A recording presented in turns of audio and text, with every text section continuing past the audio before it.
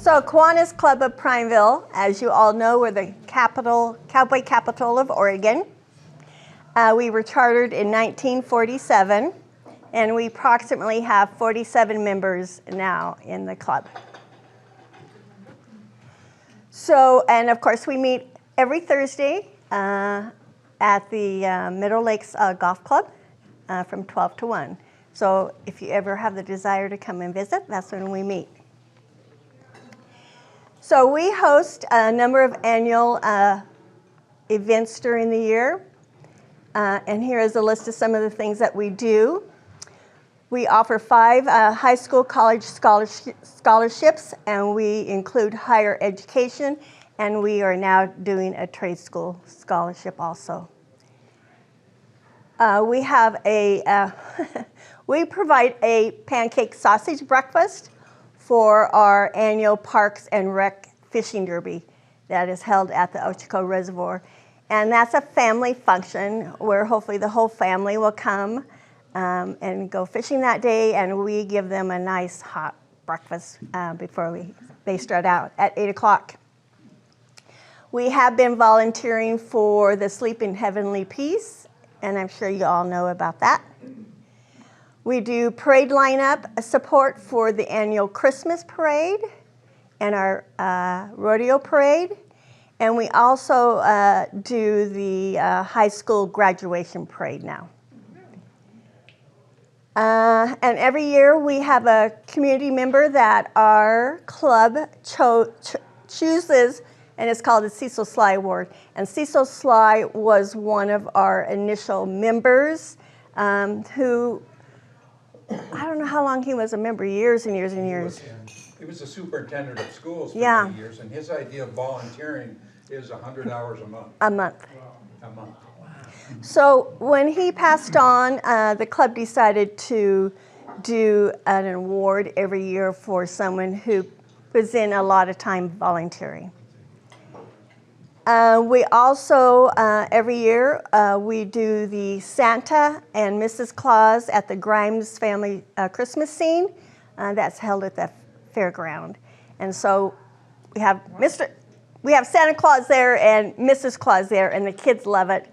Every once in a while we have one of the elves shows up and helps out also, so we provide that. So Santa and Mrs. Claus are Prineville Kiwanis members? There are actually, most of the time it is, but we do have a few other folks in the community who will come and help us out. Okay. Yeah. And there's some slides of some of the events. We also do an annual Easter egg hunt at the fairgrounds. This year it was April 4th. We had about 400 kids ages 0 through 11. And the Easter Bunny is actually Jackie Templeton, who is one of our members. And the kids love the Easter Bunny. They get to come and sit on her lap and have a picture taken. We hold a raffle for a new bike in 4 different age groups. So we have 0 to 2, we have a boy and girl bike, and then 3 to 5, and then 6 to 8, and 9 to 11. So kids are excited that they can leave with a new bike. You've never seen 10,000 eggs go so quickly. About 2 minutes. 5 minutes. Yeah, it was quick. And as you know, we have the Crooked River Roundup every year in Prineville. And of course, the Kiwanis members help at the rodeo. We do a number of functions. Usually we'll man the gates and help with ticketing. Sometimes we help with showing folks where their seats are at, et cetera, et cetera. So now they have what they call a Young Guns competition, and that's for the younger cowboys and cowgirls who want to compete. So we're involved in that. Earlier, I talked about the high school graduation parade. They actually started this in Prineville when COVID started. And so who came up with that idea? The high school did. Okay. Yeah. And so they asked us to help us line up the folks and get that all going. So we've been doing it since COVID.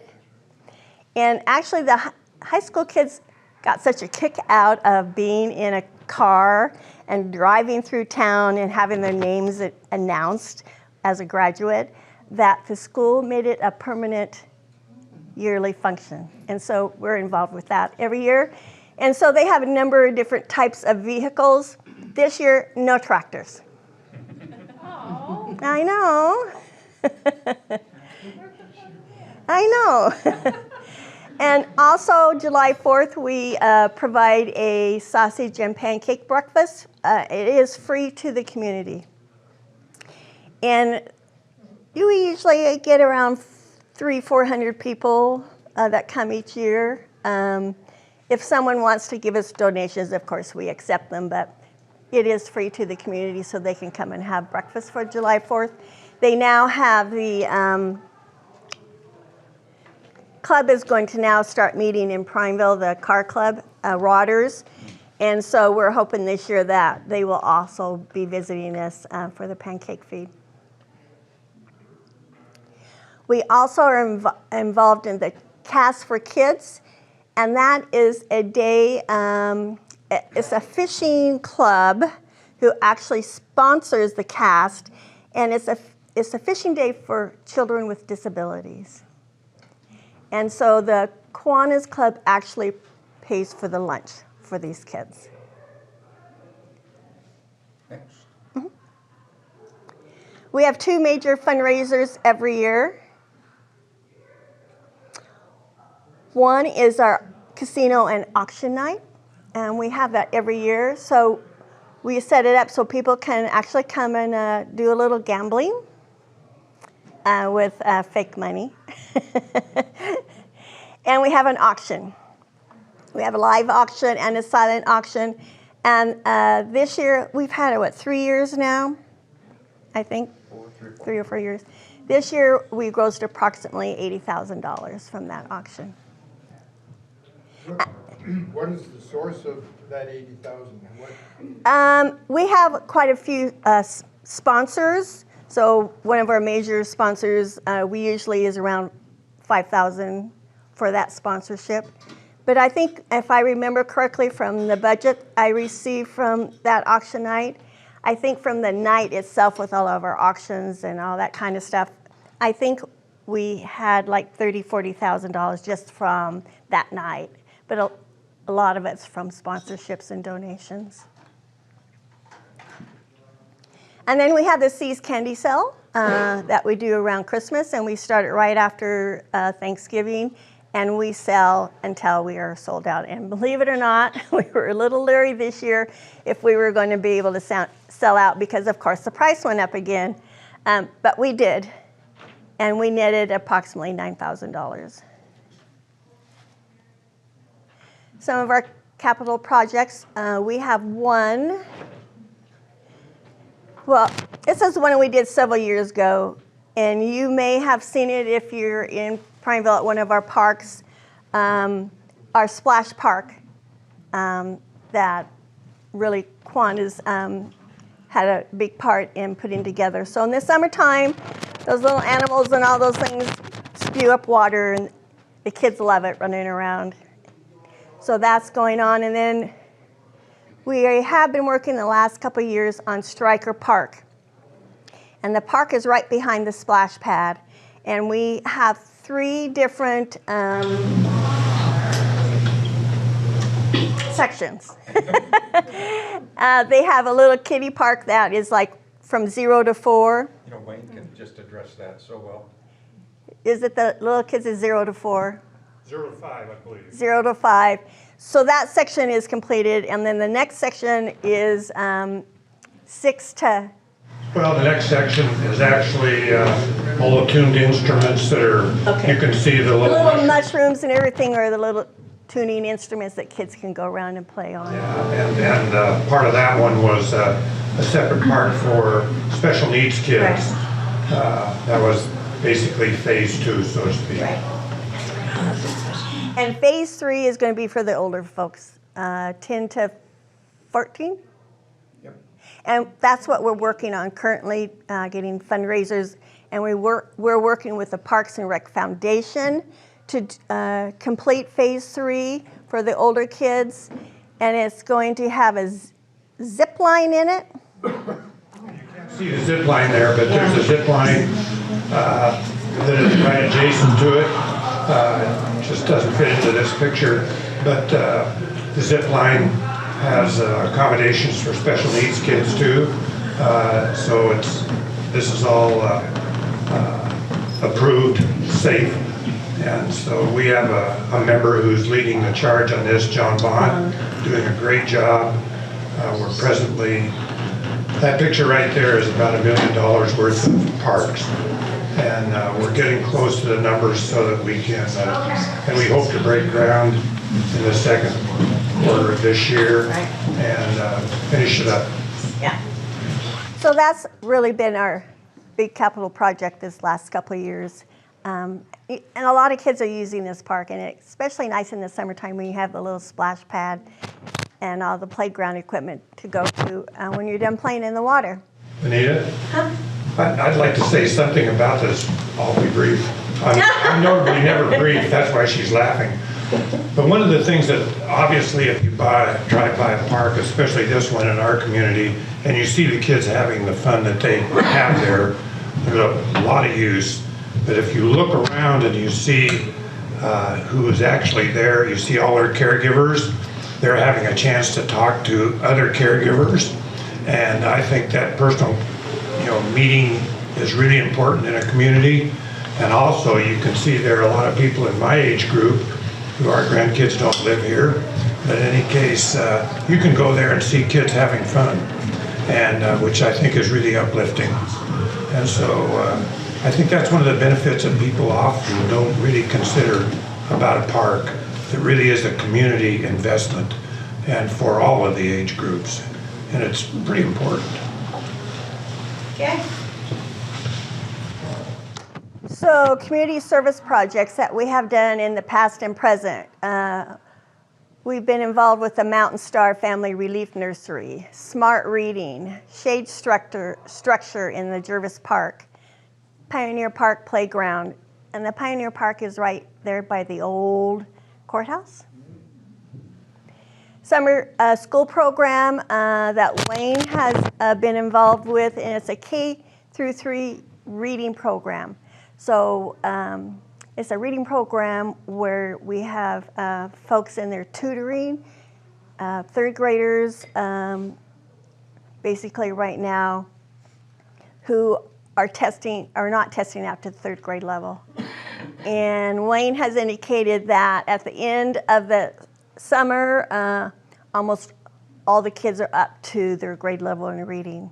So that's been a great program. It was so successful that the school adopted it as a. And now all the schools have it. Awesome. Yeah, and we have 3 elementary schools in Prineville. Play structure, that's at Les Schwab Field, which is at the Crooked River Park, which is, if you haven't gone down to drive around the Crooked River, the old Les Schwab Field, that's where the baseball fields are. So we have a little playground there. And then we have been involved in the kids' bike helmets. And we provide help volunteering as servers at the hospice auction in Prineville. And we also were involved, and Wayne was instrumental in this also, was doing the after-school program. It's still good. The after-school program. Yeah, that we helped get going where kids can go after school from 3 to 6. And I think they're charged $60 a month. Yeah, when we came out of So it's really helpful for parents who are working.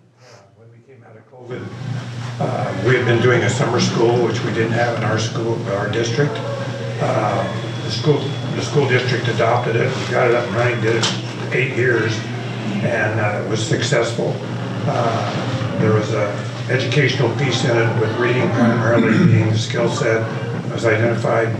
So when we came out of COVID, we chose to try to address after-school daycare, which is still a major problem. When we surveyed our business community, they really wanted us to work in that direction because they were trying to hire people and they wanted mothers to be able to go to work. And we are fortunate to have an after-school daycare that operates as each one of our grade schools in collaboration with the school district. It's well-run, really well-run. And so we collaborated with them and have held the price. She had a waiting list of about 80 people. We were able to erase that waiting list with some funds. And then a year later, we started what they now call Eagle Eye Reader, where when a student is identified as underperforming in reading in the K through 3 age group, we make sure they get into this Eagle Eye program, which takes place after school, and 3 to 4 times a week. They get 40 minutes after school of certified instruction in the reading skill set. And that's the one that Anita talked about, where we demand in these programs performance outcomes. And so we can keep track of the money that we're giving them making a difference. That's very valuable when you go out to ask for a grant. In fact, it's almost necessary and should be. And so we're at about 95% success of getting back to grade level equivalency with that reading program. Makes a difference. Okay. Thank you. Thanks, Wayne. Behind Barnes Butte Elementary, and Phil took the lead on this, we have a Kiwanis outdoor classroom. And so you'll see that we have rocks as the seats for the class to use. And here is, what do you want to call? Podium? Yeah, and it directs where each of the mountains. Identifier. Yeah, mountain identifier. Thank you. So the kids from Barnes Butte, if they want to go out, it's only like a 5-minute walk from their school. They can go out there and have class that day.